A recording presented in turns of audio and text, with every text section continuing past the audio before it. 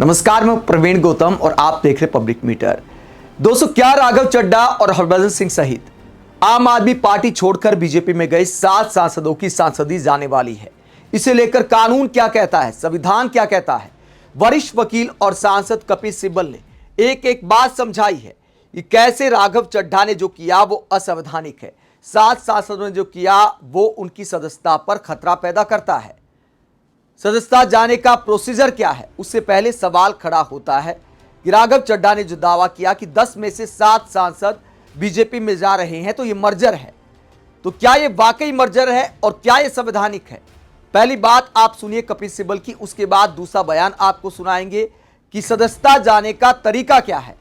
पहले इस मर्जर को लेकर कपिल सिब्बल क्या कहते हैं, बयान आपको सुनाते कपिल सिब्बल ने आखिरकार कहा क्या।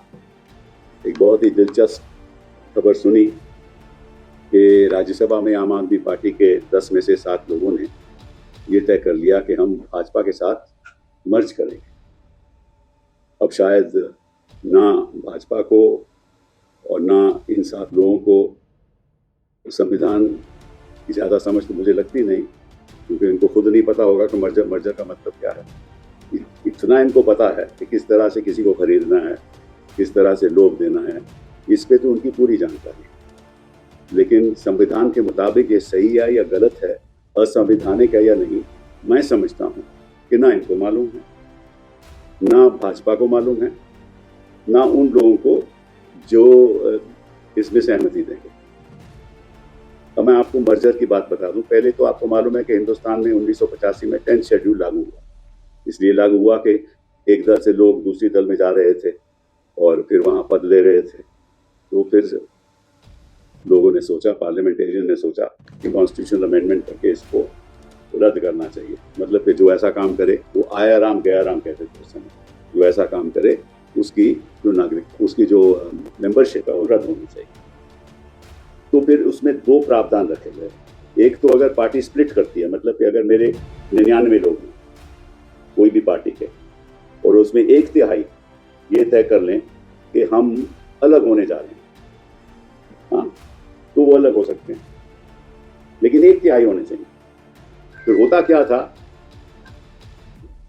था कि पहले 10 लोग करते थे स्प्लिट और उनके खिलाफ अगर पिटीशन डाली जाती थी ये गलत है तो स्पीकर फैसला नहीं करता था, क्योंकि स्पीकर तो उन्हीं का होता था जो सत्ता में है।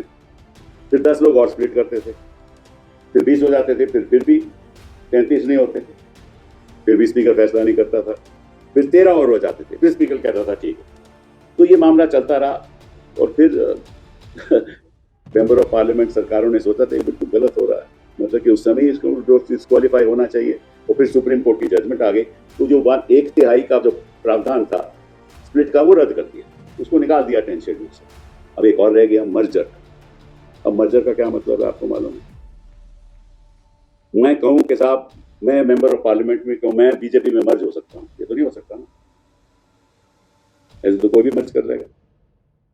तो संविधान में लिखा है, 10th शेड्यूल में लिखा है कि सबसे पहले पॉलिटिकल जो राजनीतिक दल है उसको फैसला लेना होगा कि हम इस पार्टी के साथ मर्ज कर रहे हैं, ठीक है।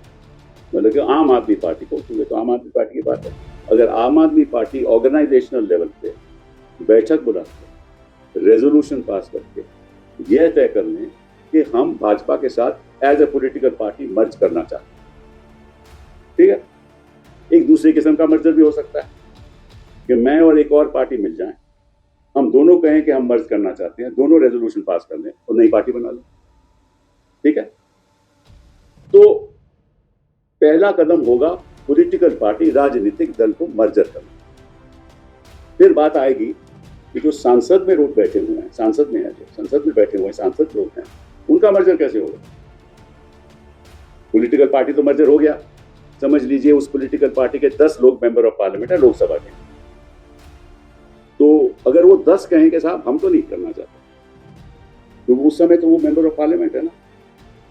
तो फिर इसमें लिखा है 10th शेड्यूल में कि उसके अगर 2/3 लोग, एक बार राजनीतिक दल का मर्जर हो जाए उसके बाद 2/3 लोग मेंबर ऑफ पार्लियामेंट उस पार्टी के जो लोकसभा में होंगे, अगर वो रेजोल्यूशन पास कर लें तो उनका भी मर्जर हो जाएगा।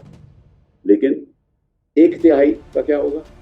अगर 10 में से 4 लोग कहें साहब या 3 लोग कहें साहब हम नहीं मर्ज करना चाहते, तो फिर स्पीकर क्या करेगा? उनको एक सेपरेट रोल दे देगा, सेपरेट सिटिंग अरेंजमेंट भी दे देगा। वो अपने आप को इंडिपेंडेंट कर सकते हैं, क्योंकि 2/3 तो उस तरफ चले गए।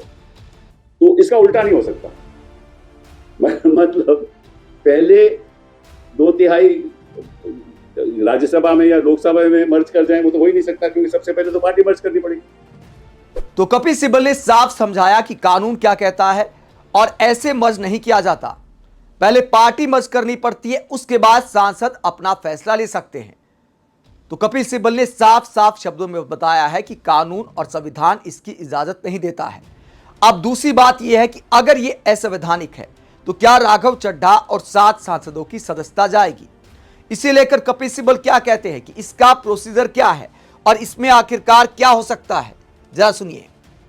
डिस्क्वालिफिकेशन पिटीशन तय नहीं हो गया, मैं आपको शर्त से बोल देता हूं कि चेयरमैन साहब इसको एक्सेप्ट करेंगे।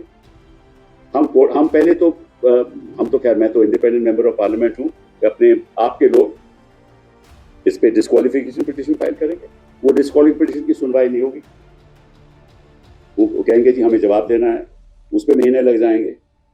इस बार अगर कोर्ट में जाएंगे बोले तो चेयरमैन साहब के साथ पेंडिंग है, हम क्या कर सकते हैं? पहले चेयरमैन साहब के कार्रवाई खत्म हो, फिर हम चेयरमैन साहब को कैसे मैंडेमस दे सकते हैं? ये तो असंवैधानिक है। तो उस पर बहस होगी, महीनों बाद बहस होगी। अगर डेट लगेगी तो ठीक है, अच्छा बहस होगी तो फिर कहेंगे कि आप ऐसा मैंडेमस तो दे नहीं सकते, लेकिन हम आग्रह करेंगे चेयरमैन साहब से, या फैसला जल्दी कर। तो चेयरमैन साहब थोड़ा बहुत और नहीं करेंगे तो क्या हो सकता है? ठीक है, अगर फैसला कर भी दें तो उनके पक्ष में करेंगे, तो ये तो नहीं कह सकते कि मैंने गलत किया था, उन्हीं के पक्ष में करेंगे। फिर उसके पक्ष में हम पिटीशन फाइल करेंगे 226, पहले सुप्रीम कोर्ट में करेंगे, कहेगा पहले 226 में जाओ हाई कोर्ट में। हाई कोर्ट में जाएंगे तो वो कहेंगे कि हमें 6 हफ्ते का जवाब चाहिए, 6 हफ्ते का जवाब चाहिए। उसके बाद कहेंगे कि यार ये बड़ा इंपॉर्टेंट मामला है, हम इसको जरूर सुनेंगे। वो सुनवाई कभी होगी नहीं, वो महीनों भर सुनवाई नहीं होगी। अगर हो भी गई तो वो भी खिलाफ होगी। उसके बाद सुप्रीम कोर्ट जाएंगे, तब तक 4 साल बीत जाएंगे, ठीक है। और 4 साल के बाद वो कहेंगे कि हम आपको बड़ी जल्दी सुनेंगे, तो फिर 5 साल बीत जाएंगे, कहानी खत्म हो जाएगी। या इस बीच पंजाब में लोगों को तोड़ लेंगे, ये भी हो सकता है। पंजाब में लोगों को तोड़ लेंगे, तोड़ के वहां भी सरकार गिरा देंगे। उसके बाद इन्हीं लोगों की दोबारा इलेक्शन करा देंगे, ये चुन के वापस आ जाएंगे, फिर कहेंगे साहब इसको डिस्क्वालिफिकेशन का मतलब क्या है? ठीक है ना। मैंने आपको जो होने वाला है, मैं कोई ज्योतिषी तो हूं नहीं, लेकिन भविष्यवाणी आपको दे रहा हूं, यही होगा।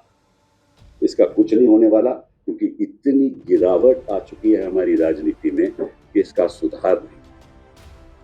सुधार तो यही हो सकता है कि आप लोग सही काम करें। जो स्टोरी चलानी चाहिए वो चला। देखिए, हम सबका कर्तव्य है कि देश को बचाएं, देश को बचाएं। आप लोगों के भी बच्चे हैं, भविष्य है। ऐसा चलता रहा तो हिंदुस्तान का भविष्य खराब होगा, तो आप लोगों का भी होगा।